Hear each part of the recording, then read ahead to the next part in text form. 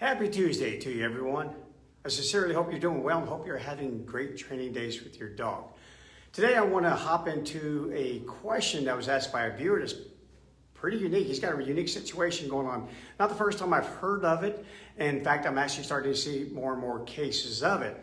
But you've seen me in a lot of videos explain that when people try to come on our property, sometimes the dog will view them, especially delivery people, people who routinely come by your property. They view them as possible intruders, trespassers, and they race to the door, rah, rah, rah, rah, rah. And unfortunately, that behavior continues to be reinforced over and over and over again because the delivery person does their job, sets their package down, what have you, and they leave. And of course, the dog doesn't get that. They don't understand the concept of delivery people. So they think that their actions made that thing go away, and it just continues to be reinforced. It starts to build up what's called frustration. The animal becomes extremely frustrated, starts to hit the door harder, harder, harder. And unfortunately, every now and then the door gives way or some obstacle gives way or someone opens the door to sign for something, dog gets out and bites the delivery person. But this viewer has the direct opposite situation happening, direct opposite. And he writes in and says, Bryan, you talk all the time about these dogs going to the door and aggressively attacking anyone who tries to deliver anything to a home. He goes, but my dog, every afternoon, you can almost set your watch by it, sometime between 3 and 3:30 p.m., he goes, the mailman comes by. And that's when our dog, we've noticed that about 30 minutes before that occurs, gone, hiding in the back of the house. Yeah, underneath the bed usually, long before the mailman shows up. And after the mailman leaves or after they sit down their package or what have you, it's almost 30 minutes before the dog would even come out. It's just strange. And these people, they've not raised this dog from a puppy. They adopted it about a year ago. And they've noticed this problem happening with more and more increasing intensity. The dog is just going earlier and earlier away from the front of the house to the back of the house and hiding underneath the bed because their mail is delivered in the front of their homes. So he wants to know, what the heck is going on here? Everyone tells me about their problem, and I tell them about mine. They look at me like, man, your dog's kind of weird. So I'm going to spend today and tomorrow talking about exactly why this is occurring and what we're going to need to do about it. So let me just hop right into it. Dogs evolved from wolves, and we talked about that before, and that's a scientific fact. Well, a long time ago, they were the same creature. Well, wolves have kept up this upward trajectory of being a predator. They're still classified as social predators. They still hunt other animals, kill other animals to acquire life-sustaining nourishment for both themselves and the rest of their pack, and especially for their offspring. They are true predators. In fact, they're even known as apex predators, meaning they don't suffer from natural predation. The only predation that a wolf really suffers from is from human beings. So their trajectory as far as a social predator goes has been going up, up, up ever since there was a division between the species and dogs suddenly became a subspecies. But in their march on to being a subspecies, the dog from a predatory standpoint has not gone upward. In fact, it's more like a flat line that's now starting to decline rapidly. So as you see here, this trajectory, if this were a rocket, it's game over, baby. That thing's just going to crash back onto Earth. And that's because of artificial selection, a lot of factors that played in which we, in our attempt to create an animal that meets our needs with every passing decade, one that meets more of an emotional need rather than a work need, and we're just striving more and more for padiomorphism. We want to keep wolves basically locked in the adolescent period. And hence why they have floppy ears and puppy faces and extra muscles in their eyelids to make their eyes wider. A lot of adaptations to live with humans, but we humans want a very, very tame creature. We don't want anything like that trajectory there. We'd rather have this trajectory here. Well, you may get tameness to a certain degree, but with that tameness, you're going to get a change in behavior, a change in perception.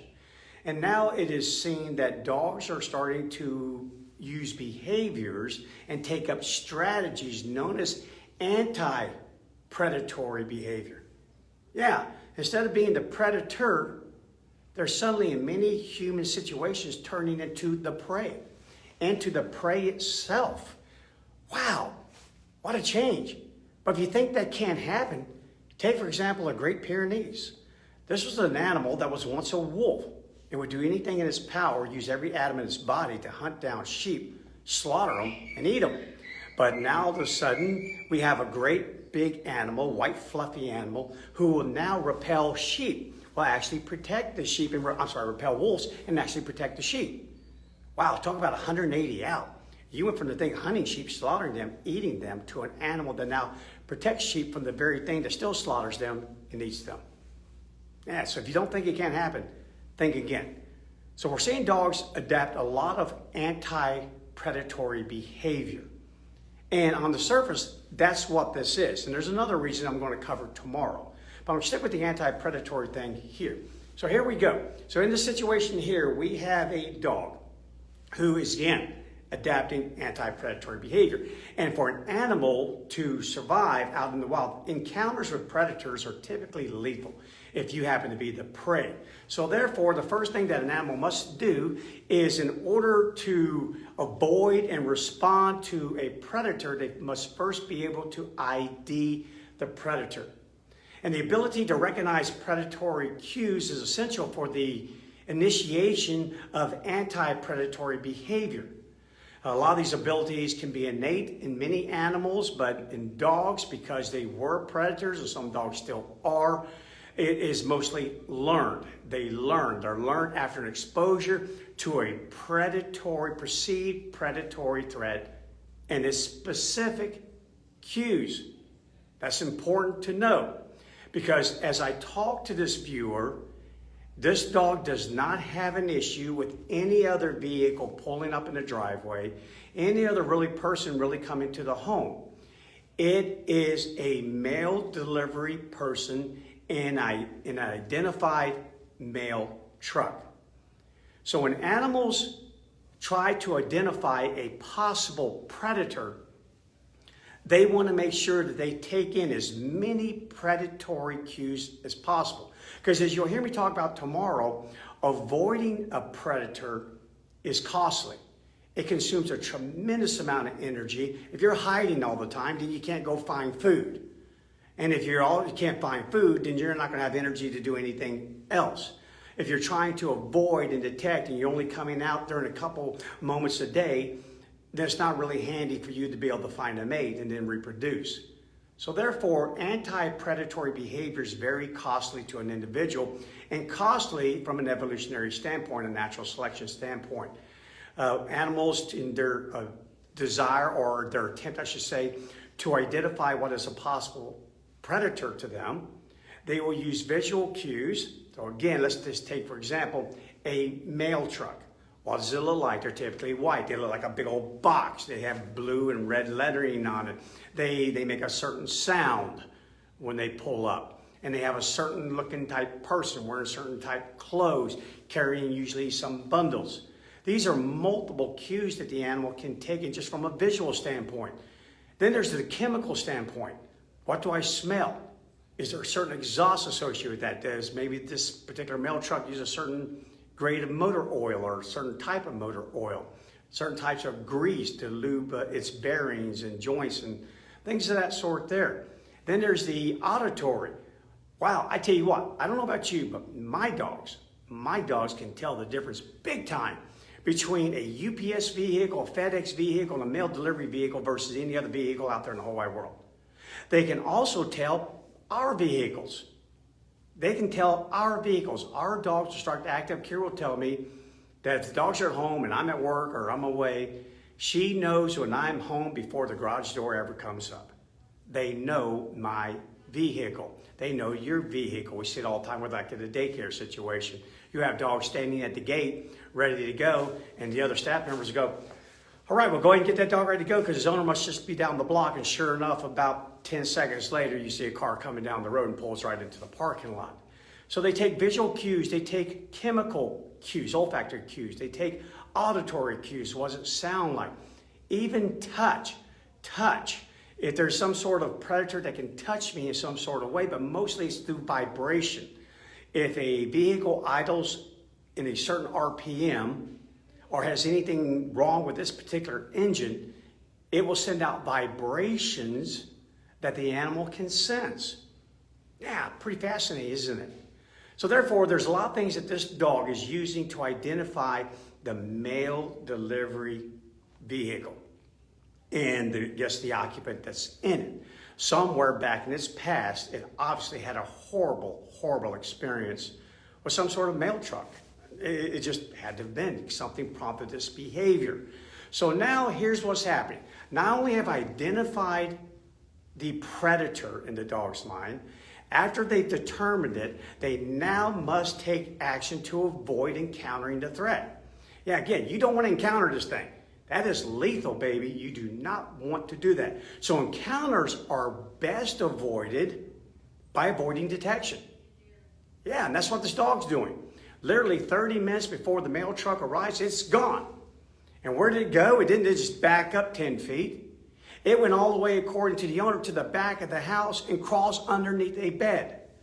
The best way to avoid an encounter with a predator is avoid being detected by the predator. The predator doesn't know you're there, well then, nothing to worry about. Hence why there's so much camouflage out in the wild. But if you ever watch your dog, when it feels or when you can tell that it perceives something approaching it as a possible threat, one of the first indicators that it could be a possible threat to your dog versus you is your dog will become immobile. Immobilization is one of the very first steps that dogs take. I have evaluated thousands and thousands of dogs to determine if they're fearful of unfamiliar dogs. And anytime I bring real dogs or stuffed dogs into their vicinity, the very first thing every single one of them have done, being an absolute, is they freeze. They don't move. In fact, I've taught intermediate group classes, and I tell people we're going to do out-of-sight stay work, and there's nothing around. And I'm like, okay, well, where are we going? You're going to go about 50 feet away from your dogs. You're going to tell them to stay, go 50 feet away, stand absolutely still, and don't move until I tell you to. When I tell you to, just simply flick one of your fingers, the index finger on your right hand or your left hand. So they're freezing. And all of a sudden you see these dogs going. Some are looking around, kid you not. You just got to make sure that the wind is at their back, not at your back, because then they would be able to know exactly where you were just by following the odor plume. But we freeze, and their eyes have more rods and cones to be able to detect movement very easily. An adaptation to living out in the wild where little things count. If you see the ears of a bunny move, you need to know what that is. And next thing you know, they flick their fingers, and sure enough, there's a dog going, gotcha. Gotcha right then and there. So immobilization allows the animal an opportunity to avoid detection by the possible predator. And you see this with all sorts of animals. Mice, if anything flies overhead, it depends on how it's flying. Is it way up in the air or is it lower in the air? Is it swooping? Which direction is it going? Will dictate the action that the mouse will take. It'll either flee or it'll freeze. So immobility is one of the ways they can do it. And there's spatial ways and there's also temporal ways that a dog can avoid a predator. Number one, they can avoid a habitat occupied by the predator. So now bear with me on this one. So here we go. Here's the house. Okay, the owner reports that the mail truck delivers to the front of the house. So that means he also says that the dog loves the front of the house. Well, look out the window, loves looking out the window. A lot of people pass by. You got a sidewalk in front of the house and a road with a driveway. Loves to watch people go by. And that's why it's so puzzling to this owner. Gosh, you watch 1,000 people a day probably walk by. You see 1,000 cars a day drive by. No issue. 30 minutes before the mail truck arrives, you're gone. Well, that's because the mail truck comes up and delivers the mail. And they happen to have one of these living in a residence in which the mail is still put in a slot. Not like in a mailbox down at the end of the road. No, the mail person actually comes right to their house and puts it right in a slot. And therefore, this area up here is the predator's habitat. And that means that I'm going to avoid that habitat during certain times of the day. And that's the temporal part of it, temporal. Animals learn to be active at different times than the predator is active. So that's how they do it from a temporal. You will see young rabbits, old rabbits even, mice and voles and other small creatures will typically come out at nighttime when it's very dark outside. And the reason why they do this is because, with the exception of owls, they can avoid predation from very large birds like eagles and hawks. They're smart about making sure timing. What time am I active versus when you're active? Where am I active versus where are you active? They can also alter activity in response to a change in risk. And that's what this dog's doing. Meaning I'm perfectly fine up here till about 2:30 in the afternoon, and then I'm out of here. I'm gone. So again, this is that using that temporal thing, altering activity in the response to a change in risk. So the animal feels from its little biological clocks that, wow, the risk of being up in the front of the house is now changing. It's becoming riskier as the sun moves across the horizon, and I feel that this is about the time of day that thing in that square vehicle comes hunting me. It changes. And then they can also minimize cues of their presence. So meaning when a predator is hunting, they're looking to encounter you. They want to encounter you. You don't want to encounter them, but as the prey, but they want to encounter you. And therefore, they're looking for any cues of your presence. Anything and everything that they can use to locate you. So hence, now why the dog now bolts to the back of the house, hides underneath the bed, and doesn't move. Wow, that took away about as much of the presence of that dog as I can think of. The only way you can even tell a dog lives there is if you probably saw a bunch of poop in the yard and say, man, these people must own a dog. That dog is gone. Under bed, it's taking advantage of everything, spatial, temporal. It's minimizing its cues to the predator. It is changing its activity. When the risk of the activity changes during the day, it's avoiding a risky habitat during a certain time of the day. It has positively identified the male delivery vehicle and the male person and what time it comes. Your dog, this guy's dog, is doing everything that animals who are in the prey classification use. These are straight down the line, one after another, anti-predatory behaviors. Okay, so let's say the mailman opens the door and comes on in and peeks underneath the bed, sees the dog. There's just far-fetched things that happens. Well, sometimes you do all that you can to avoid a predator, but the darn thing's there. There it is. The encounter that you so desperately wanted to never have happened, never, is there at that moment. Life and death, right here, right now.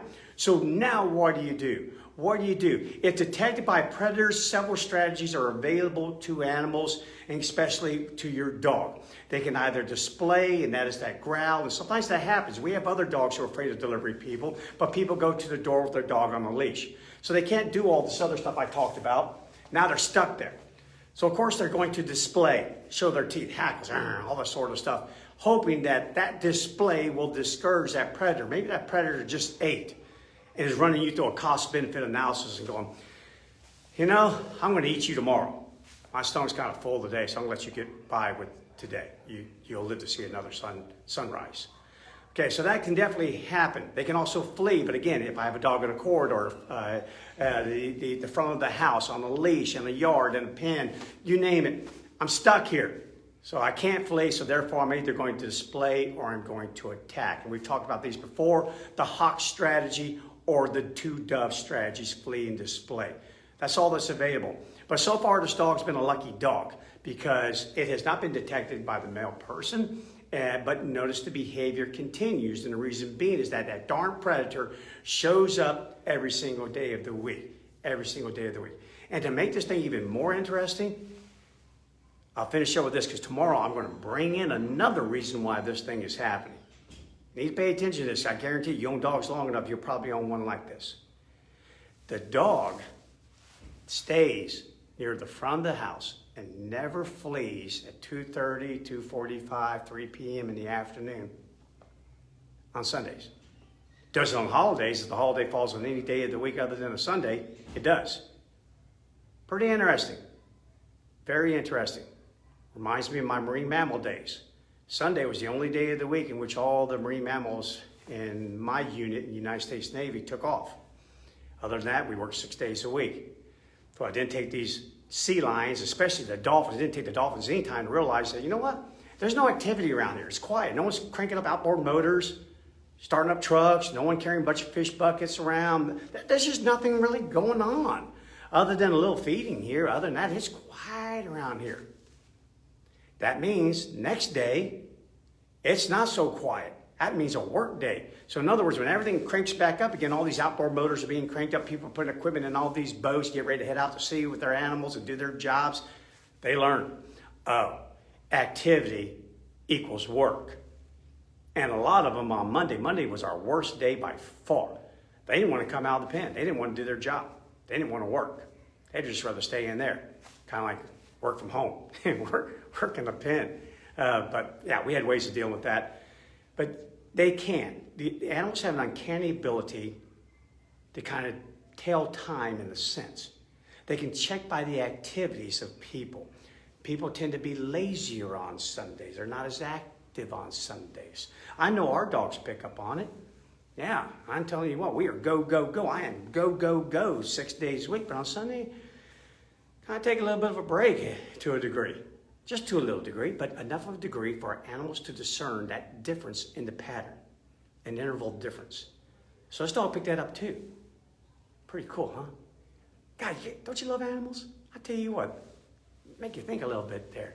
Okay, guys, so that's really what's going on. In a nutshell, we have dogs that because of our influence, our artificial selection, we've made them weaker. We've made them more fearful of things than what they would be if they were a wild creature. And so we kind of reduced their predatory status down into maybe a part-time prey status. And anytime you're in the prey status, whether it's part-time or full-time, you are going to evoke anti-predatory behaviors. You need to identify that predator using whatever senses you can to identify that predator. And then as soon as you do, you need to make sure that you use strategies to not encounter that predator. And then if you ever do encounter the predator, because bad day, then you need to have strategies to survive that encounter. You have to have it. Okay, so that's what's going on. That is answer number 1. Tomorrow I'm going to follow this up with answer number 2, and then we'll just wrap that thing up. And if you guys ever had that situation with a dog that you own, hey, you got it. Now you can tell everyone, I know exactly what's happening with my dog. I get it now. So there's things that we can do to kind of make that go away. We'll talk about that tomorrow as well. Okay, guys, I'm out of here. Anti-predatory behavior does happen even to predators themselves. Take care.